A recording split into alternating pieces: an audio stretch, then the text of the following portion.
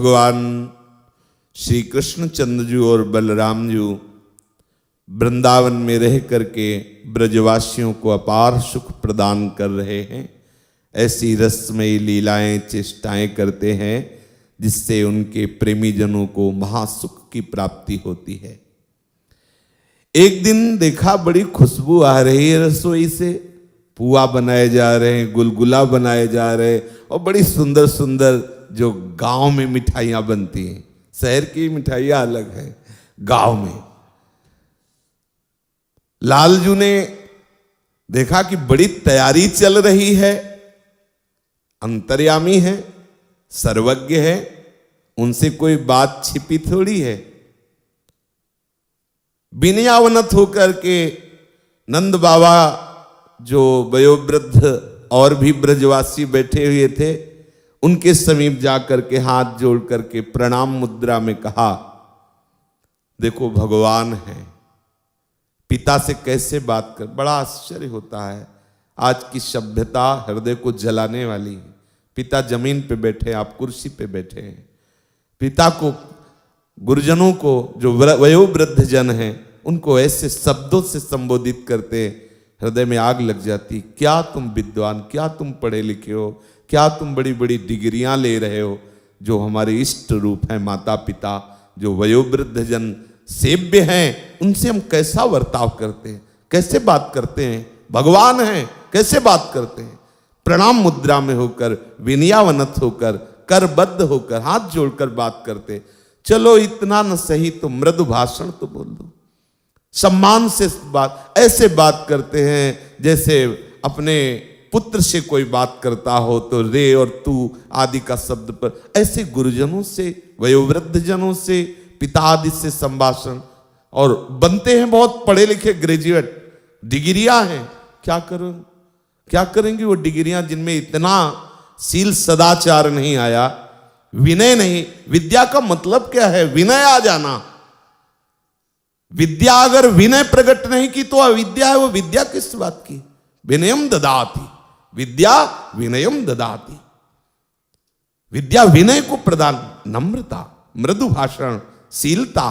ये प्रभु वयोवृद्ध ब्रजवासियों को और बाबा को प्रणाम मुद्रा में कहा, बाबा आज रसोई से बहुत सुंदर सुगंध आ रही है, बड़े सुंदर सुंदर पकवान मैया बहुत सी सेविकाओं के साथ बना रही। कोई उत्सव होने वाला है क्या? अगर उत्सव होने वाला है तो कौन सा उत्सव है? आप कृपा करके बताएंगे किस निमित्त से उत्सव हो रहा है? कोई यज्ञ कर रहे हैं, कोई उपासना, कोई आराधना? अगर यज्ञ, उपासना, आराधना तो इसका फल क्या होगा? हम इस विषय को जानना चाहते हैं। एतद् ब्रूहि महान् कामो मह्यं शुश्रूषवे पितः नहि गोप्यं हि साधूनां कृत्यं सर्वात्मनामिह। देखो, आप मेरे पिता हो, मैं आपका पुत्र हूं और मैं सुनना भी चाहता हूं। मेरे हृदय में उत्कंठा है।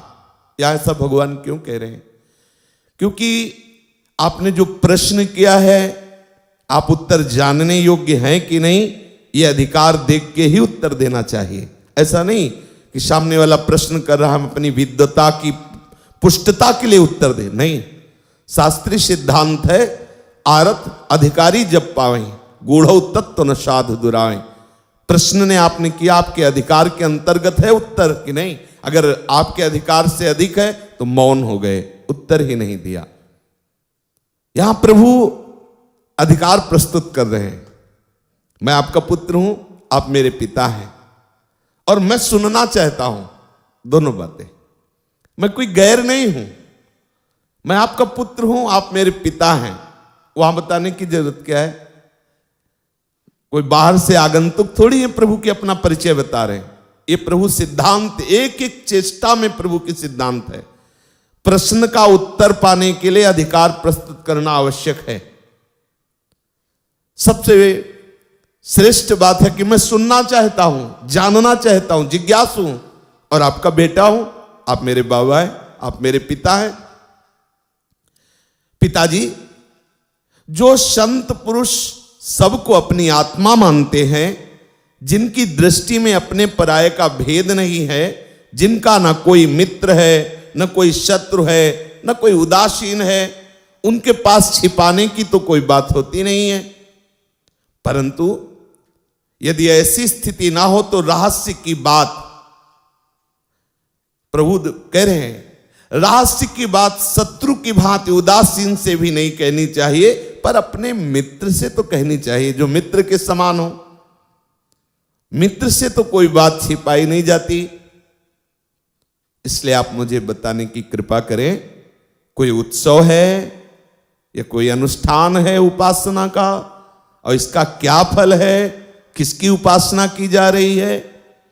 संसारी मनुष्य समझे बेसमझे जो मन में आया वो सुकर्म करते रहते हैं, अनुष्ठान करते रहते हैं, ठीक नहीं है। शास्त्रीय सिद्धांत के अनुसार गुरुजनों से पूछ करके कर्म करने चाहिए, विधि विधान से, जो मंगलमय फल को प्रकट करते हैं। समझ बूझ करके करने वाले पुरुषों का कर्म बड़ा मंगलमय फल प्रदान करता है, और ये बेसमझ विधान नहीं जानते, इधर से उधर, वो फल को प्रकट नहीं कर पाते। मान लो आप शास्त्रीय विधान के अनुसार अनुष्ठान नहीं कर रहे, त्रुटि हो जाएगी। विधान के विपरीत होने पर विपरीत फल आ सकता है।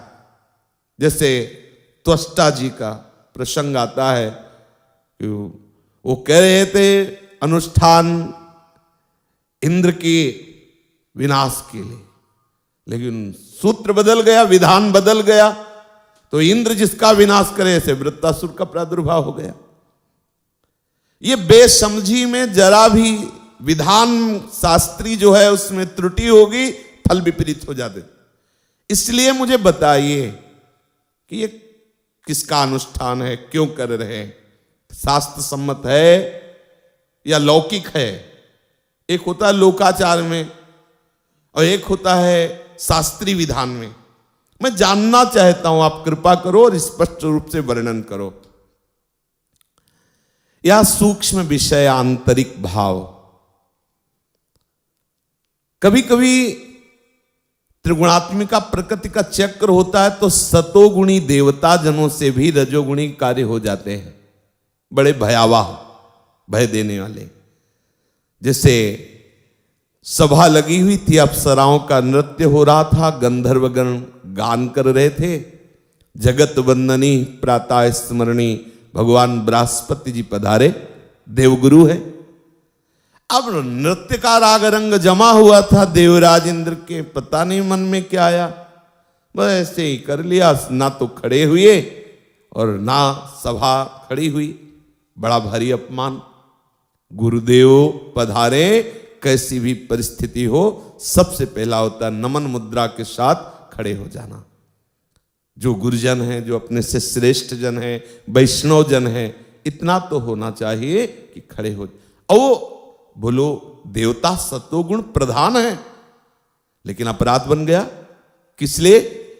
ये जो नृत्य हो रहा है, जो गान हो रहा है, ये सब रजोगुण प्रकट करने वाला है। गुरु के आने पर, आगमन करने पर खड़े होना क्या अपनी बेइज्जती होगी क्या?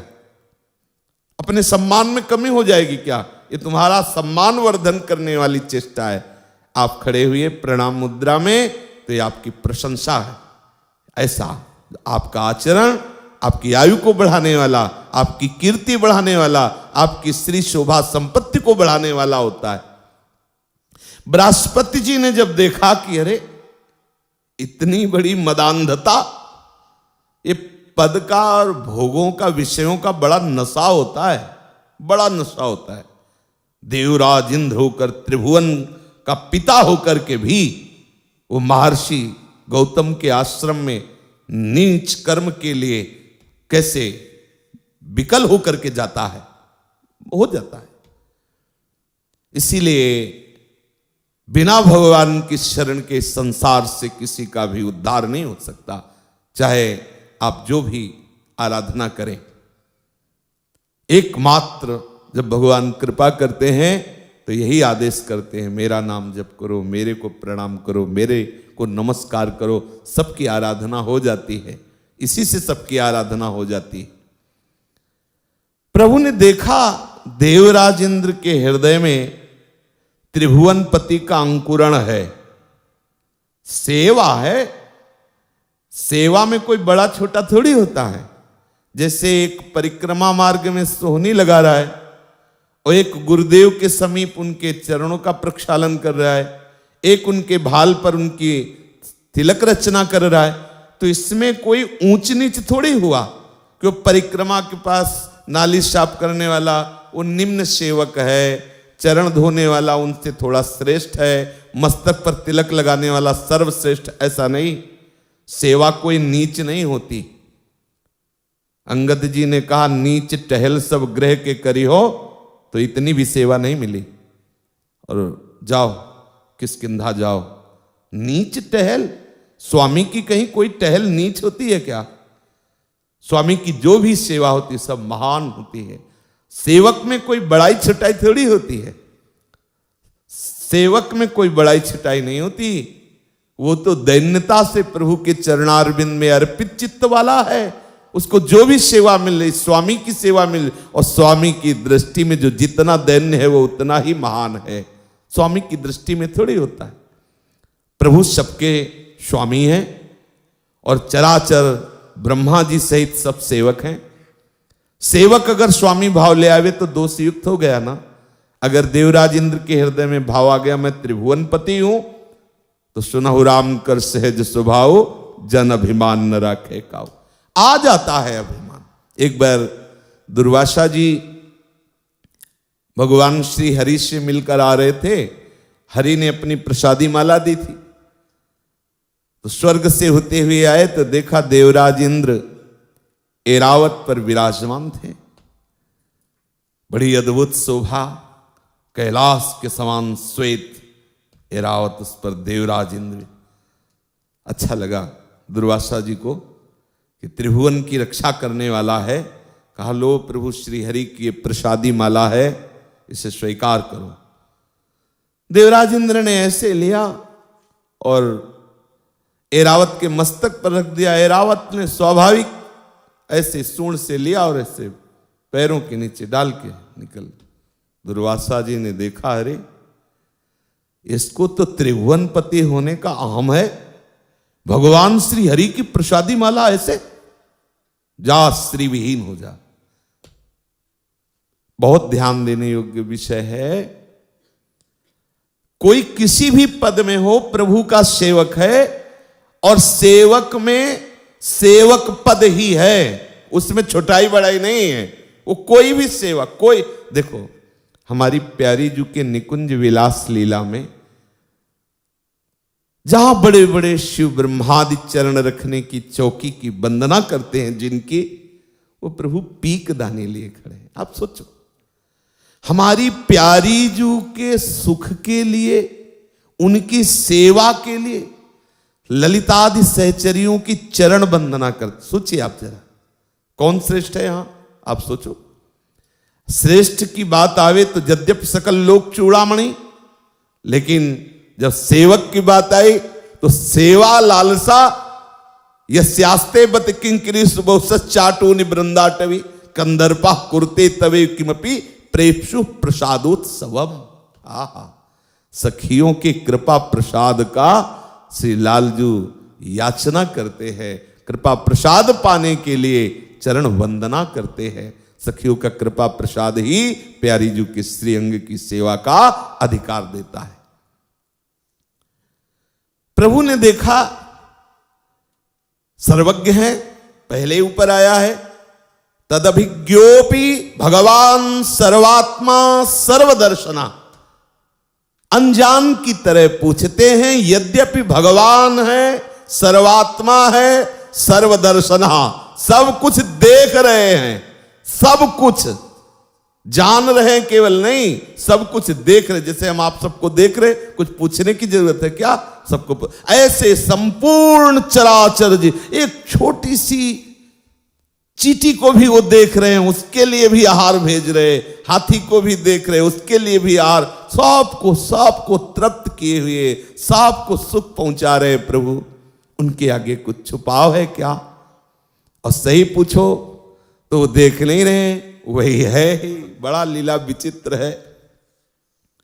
प्रभु ने देखा कि देवराज इंद्र को त्रिभुवन पति का कुछ गर्व है, और यह भी देखा कि गिरिराज जी की महिमा को भी ब्रजवासी जन जानते नहीं हैं। तो दोनों बातों को, एक तो अपने परम सेवक देवराज इंद्र को निर्विकार करना, मद रहित करना, और दूसरा महान महिमा में ब्रजवासियों के भाग्य का वर्धन करने वाले श्री गिरिराज जी की महिमा को प्रकाशित करना। प्रभु ने पूछा, बाबा कौन सा उत्सव हो रहा है? बाबा ने कहा, लाला जो इंद्र देवता है ना, मेघ है, उनकी आज्ञा में रहते हैं, वो मेघों के स्वामी हैं, और मेघ वर्षा करते हैं इंद्र की आज्ञा से। समस्त प्राणियों को जलदान करते हैं भगवान इंद्र। जब खूब वर्षा होती है, हरी हरी घास प्रकट होती है, गौओं को चारा मिलता है, खेती में अन्न होता है, सबको जल मिलता है, अन्न मिलता है, जीवन मिलता है। मेघपति भगवान इंद्र यज्ञों के द्वारा पूजनीय हैं, उन्हीं का हम पूजन कर रहे हैं। हम सब यज्ञ के द्वारा उनकी पूजा करते हैं। वो मेघों से वर्षा करा करके हम सबके उदर पोषण की व्यवस्था करते हैं। उन्हीं के बरसाए हुए शक्तिशाली जल से जीव जीवित हैं। ये जो भी हम कर रहे हैं वो भगवान इंद्र की प्रसन्नता के लिए कर रहे हैं। अर्थ धर्म काम रूप त्रिवर्ग की सिद्धि इन्हीं से होती है। ठीक बात है। अर्थ धर्म काम, आगे नहीं, मोक्ष नहीं बोला। मोक्ष देने का अधिकार केवल भगवान श्री कृष्णचंद्र श्री हरि जी को है, या उन्हीं का चरणामृत धारण करने वाले भगवान शंकर को है। उन्हीं का चरणामृत धारण करने वाले भगवान शंकर को है, जो काशी में उन्हीं के नाम और उन्हीं के चरण प्रताप से मोक्ष प्रदान करते हैं। जो हम सब खेती करते हैं, खेती जो फल देने वाली, अन्न देने वाली होती है, उसका कारण देवराज इंद्र ही है, क्योंकि वो वर्षा न करे तो सूख जाए। ये पूजा हमारी कुल परंपरा से चली आ रही है। मनुष्य को चाहिए कि काम से, लोभ से, भय से या द्वेष से युक्त होकर अपनी कुल परंपरागत पूजा को नहीं छोड़ना चाहिए, नहीं तो उसका मंगल नहीं होता। बाबा ने ऐसा श्री ठाकुर जी से कहा। श्री सुखदेव जी महाराज बोले, परीक्षित, भगवान ब्रह्मा शंकर आदि का भी शासन करने वाले हैं।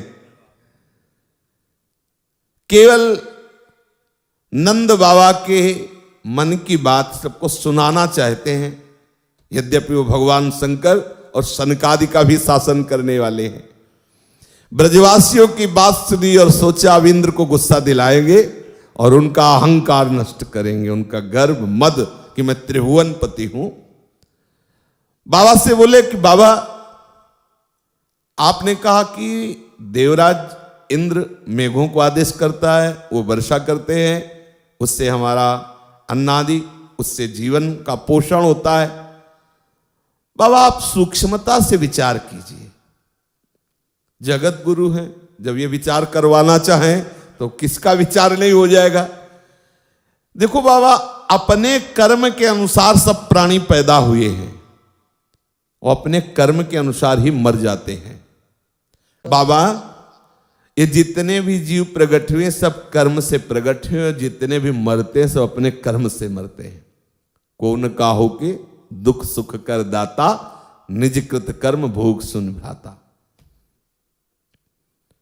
कर्मों के अनुसार ही सुख दुख मिलता है। सुखम दुखम भयम क्षेमम कर्मणैवाभिपद्यते। ये सुख दुख भय मंगल ये सब कर्म के अनुसार होता है। यदि कर्मों को ही सब कुछ न मानकर उनसे भिन्न जीवों के कर्म फल देने वाला ईश्वर माना जाए तो वो भी कर्म करने वाले को उसके कर्म के अनुसार फल दे सकता है।